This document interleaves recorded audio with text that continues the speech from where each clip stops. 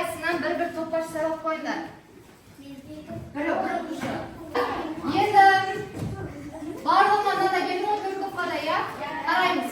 Мына жерде жаңағы мен кімге бердім? Топ мүшелерінің есімін жазасыңдар. Сосын үй жұмысы толық болса 2 деп жазасыңдар. Сосын тапсырмалар міне деңгейлік тапсырма орындаймыз. Егер А деңгейін орындаса 1 балл, Б деңгейін орындаса 2 балл, С деңгейін орындаса 3 балл деп жазасыңдар. Сынықты ма? Және бізде тағы да топтық жұмыс болады. Топтық жұмыста барлығы жоғары болса 3 балл, төмен болса 2 балл солай жазасыңдар. Сынықты ма? Және соңында біз барлық балл есептеп қорытып шығарамыз. Сұрақ бар ма? Жоқ. Жақсы.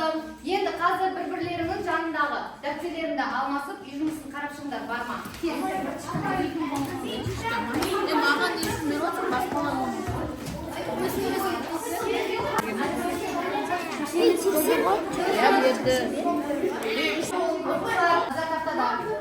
Өткен сабақ бойынша оқушылар қараңдар. Бізде мына жерде дөңгелектің қанша бөлігі боялып тұр?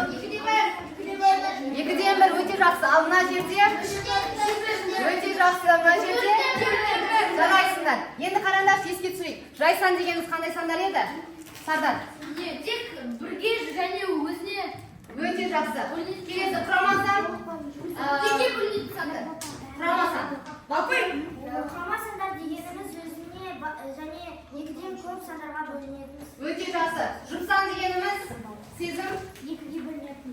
өте жақсы. Айбар айтсын. 2-ге бөлінетін сандар. Өте жақсы. Енді қараңдар. Бөлшектің жоғарғы бөлігі қалай аталатын еді?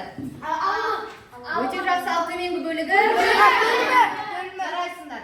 Енді оқушылар қараймыз. Бізде бүгін жаңа тақырып сабағымыздың мақсатына келейік. Сабағымыздың мақсаты дұрыс және бұрыс бөлшектерді ажырата алу. Яғни дұрыс және бұрыс бөлшектерді сендер ажырата білу керексіңдер бүгін сабақтан. Сынықты ма? Бөлімінен кіші болса, ол бізде дұрыс деп аталады. Қараңдаршы, бізде мына жерде біріншісінде алымы бөлімінен қандай болып тұр? Мысалға 28-ден 11 алымы кішкентай ма? Демек бұл қандай бөлшек? Дұрыс. Және 985-ден 167 дұрыс. Сынықты ма? Яғни алымы бөлімінен кішкентай. Сұрақ бар ма? Жоқ. Енді келесі. Егер дұрыс. Енді керісінше бізде алымы бөлімінен үлкен болса, ол бұрыс деп аталады. Яғни бізде бөлімі қараңдар. Алымынан кішкентай болып тұр. 3-ден 7 алымы қандай болып тұр? Үлкен. Бұл бізде қандай? Дұрыс. 9-дан 13 алымы қандай болып тұр? Үлкен. Яғни алымы үлкен болса бұрыс, алымы кіші болса дұрыс деп аталады. Сұрақ бар ма? Жоқ. 4-ден 1 деген бізде алымы қандай болып тұр? 4. Алымы кіші. Мен айтайын ғой, бүтін бір зат бірге теңдер. Міне мынау бүтін бір зат, ол 4-ден 1 бөлігі боялып тұр. Демек 4-ден 1 1-ден кіші. Яғни бұдан не шығады? Әрдайым дұрыс жай бөлшектер 1-ден кіші болады. Түсінікті ма? Енді бұрыс жай бөлшектер 1-ден үлкен. Мысалға қараңдар, 9-дан 15 деп тұр. 9-дан 15 дегеніміз бұл жерде бізде бір бүтін зат бар деген сөз. Бір бүтін бар. Одан бөлек бүтіннің тағы да қанша бөлігі бар? Яғни әрдайым дұрыс бөлшектер 1-ден қандай болады? Дұрыс бөлшектер 1-ден кіші. Ал бұрыс бөлшектер 1-ден үлкен. Түсінікті ма? Мысалға 3-ден 5. 1-ден кіші ма, үлкен ба? Үлкен. Мысалға 3-ден 2. 1-ден үлкен ба, кіші ма? Үлкен. 3-ден 2. 1-ден дұрыс.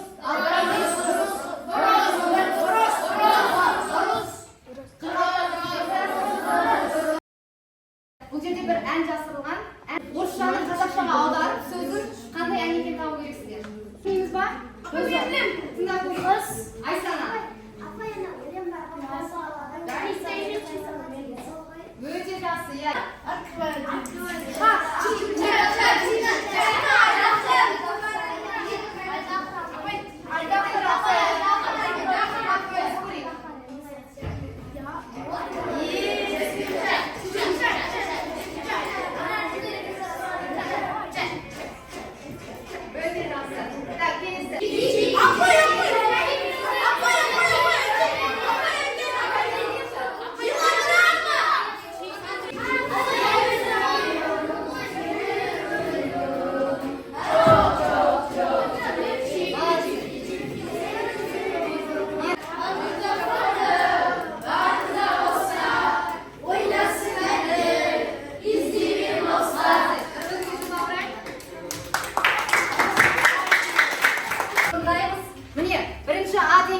бойынша 397 және 398 есепті орындайсыңдар.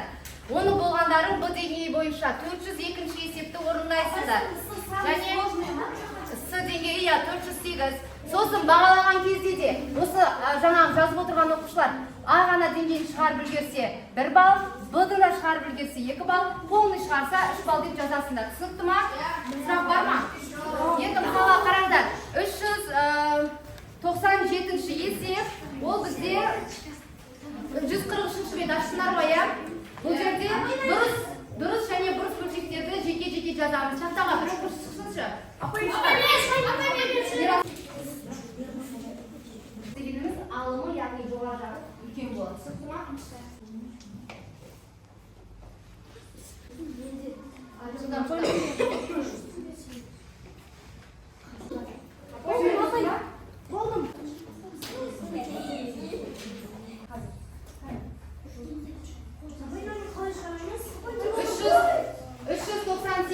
Есепте сендерге сандар берілген ғой.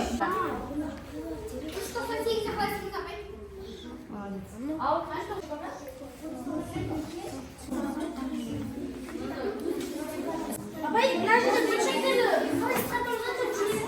бірінші қысқартасыңдар.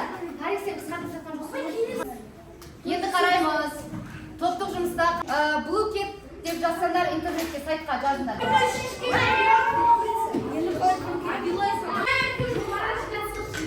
Ал бастаймыз. 3 пен 5 па? 3 пен 5. Ай, кет.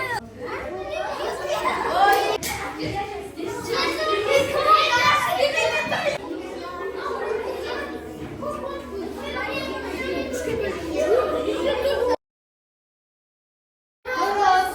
Келесі мынау. Тыныштық тез.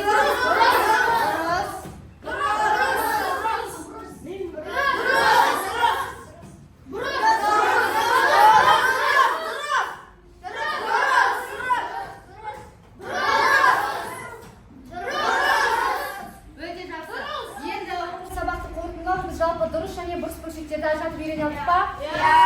Өте жақсы. Қазір мен сендерге таратып беремін. Жарай ма? Осыған жазып, сабақтан тигендеріңді бұнда саласыңдар. Түсінікті?